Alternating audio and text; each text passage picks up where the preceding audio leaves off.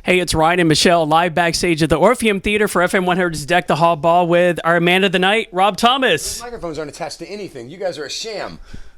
Rob, You don't know that you're I'm not supposed to blow our cover here. Oh, I was gonna say you don't know that I'm magic. Like I actually do magic on a daily basis. I can feel it. You're like Olivia Newton-John. I'll take that. With that reference. Oh, No, wow. you did not. I love Olivia Newton-John. And I gotta say, before there's a couple of questions that we want to get to you, but I'm gonna blow Ryan up on the spot for a second here. He's probably gonna kill me for this. I know what you're going to say. You better not. Man crushes are real, and you are his.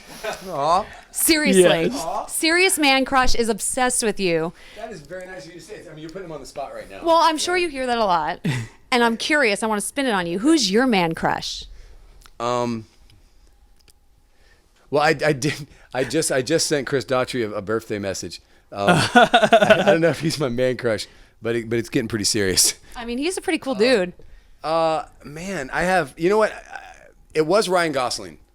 I think it's almost too obvious, but I think Ryan Gosling was my man crush for a while. Right. But now, it's that Timothy Chalamet. Oh wow, yeah. Yeah. Oh, yeah. What an answer. Yeah. What a dreamboat, right? Isn't he though? Yeah. Isn't he though? Well, the reason why I have... Because I figured out like if I had a little thing with Timothy Chalamet and I wasn't into it, then I know I'm not into it, you know. Oh, that makes sense. But you never know. But I mean, I've had a man crush on you for a while because you're successful, good looking, Keep going. creative. You're everything I'm not. So I mean, I look up to you and been a big fan for a while. I can't speak to your success, but you're a good-looking man. Yeah. Okay. Oh, well, Yeah. take that, All right, Ryan. yeah. You celebrated very recently your 20th wedding anniversary, so congratulations on that.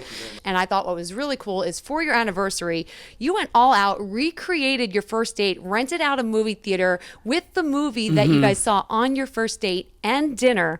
Are you always that much of a romantic with things?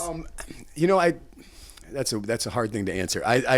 We try to be we're best friends, and so we try to mark special occasions and make them special. But in all honesty, I've just been on the road for the last 8 months, so I knew that I had to make it good. Mm-hmm. Do you know what I mean? Like I had to apologize for my absence in my anniversary. Well, I don't know how you're going to top that. Good luck. Even my husband saw it and went, "That man is good." I said, "Yeah, how's he going to top it?"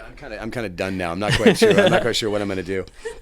Well, Rob, one of the reasons why I love following you on social media, I know your love for animals. Your dog Ollie, so adorable, and Sammy. Why are you so passionate about sheltered animals and finding them homes? Well, I think on one hand, it's just everybody has a little piece of fence that they try and fix, right? Like for us, it was rescue animals because we have rescue animals, but also even here in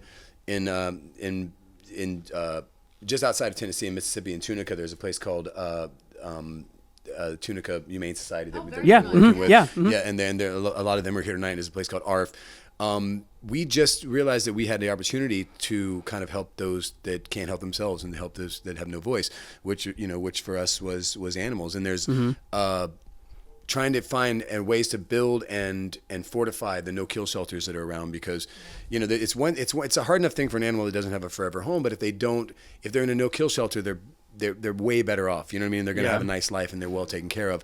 And humane societies that have a kill rate, they just can't afford those kind of things. So I think for us to be able to come in and just do something where we can help, and we've helped, I think, almost 30 shelters, either build from the ground up or just help them every year with their medical facilities, with rescues from all over the world. Like it's my wife does most of the heavy lifting. I'm just like the mouth. Yeah. My wife. It's really just my wife, myself, and her mother. Oh wow. Okay. And so, like a lot of the people that work in my organization on the business side actually help us out. So like that's where we get all of our financial help and all those things. So we don't have to pay anyone. So literally, we've raised $1 million, and $1 million have gone directly every year into these grants that we give to all these. That's organizations. incredible. That's So amazing. it's been really Thank you great. for everything you do too, because he's got a rescue. I've got 3. Oh, they're amazing. They're life changing. Yeah. They really are. Have you had pets your whole life? Yes. Yeah. Yeah. It's always been. And I think that was something that my wife and I bonded on. We met 20 years ago. Like she was the girl who would, like find a sick pigeon in the street, and try and take it in, try and save it. So she was always that way. Is that why you said on your first date, "I'm going to marry you"? Is that how you knew? Oh no, she was just hot.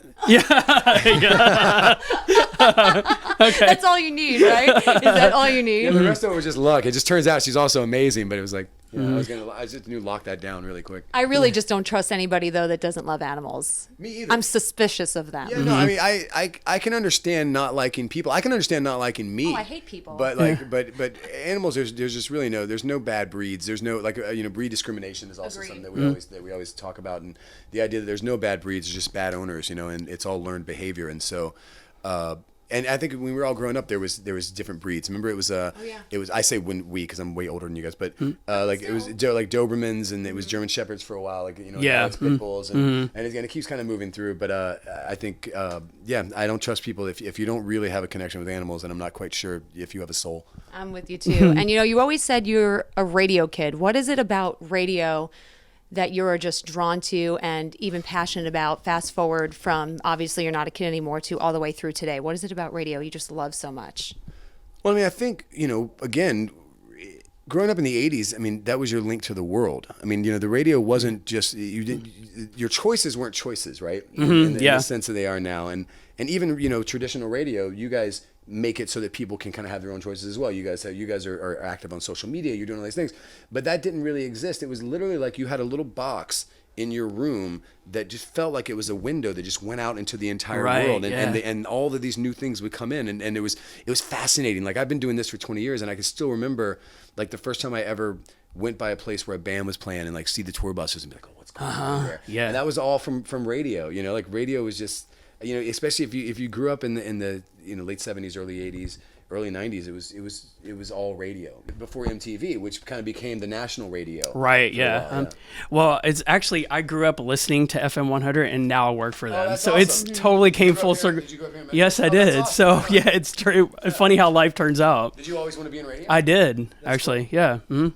It's so crazy. Did you always know that you wanted to do this? Was there anything else? No, I did not have a backup plan. No backup plan. No. Here's the thing. Like, if you flash forward now, it's very easy to tell the story of a tenacious guy in his 40s that made it in music, but it's literally like just one slip away and like one piece of luck or being in the wrong time between me just being a guy in my 40s sleeping on my friend's couch still trying to get my band to take off.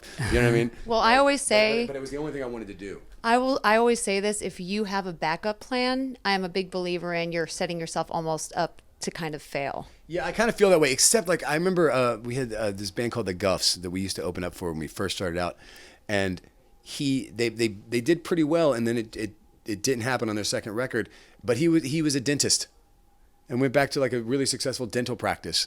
Like, I don't have those kind of things. Like, No, me either. I was so unprepared that I would only choose jobs that could never become careers. That was me I did, 100%. Yeah. everything in construction. I did everything in service, retail, bars, because I needed a job that I could quit on a Friday if I had a gig and they wouldn't let me off, Yeah. and I could pick up another one on Monday and not have any problem with it. You know what I mean? And Yeah. anything that was going to take too much of my time and my energy, I wanted something that I could, like, if I took the apron off, I would go home and I would leave it behind. I Right. wouldn't have to carry it home with me. Well, then, real quick, I want to know then, of all the jobs you've had, then what was the one you hated the most?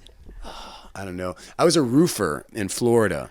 Oh In the yes. summer in Florida. I lived in It's Orlando like for a while. It's in So Orlando. yeah. It's like 30 degrees hotter on the roof in the summer. Like, that was not a good time. I ran into a friend recently, someone that was a friend in high school, and they told me that I had forgotten that I was in algebra, and my teacher I told my teacher that I was going to be a musician. I didn't really need to know anything about algebra. That sounds about right. And she was like, well, if you're going to be a musician, you're going to be so successful, how are you going to count all that money? And I was like, well, I'm going to get an accountant, and they're going to count my money for me. Right. But apparently, I had this all planned out. Like, I really did. I think that the suspension of disbelief is a really, really big, and ignorance, like will for ignorance, has to be something. If you want to do something where the odds are stacked against you, if I really, at the time when I started, thought about the odds of making it, I would have never done it. I would have been way too daunted by the whole prospect of it. But the idea that I thought, well, yeah, of course this is what I'm going to do.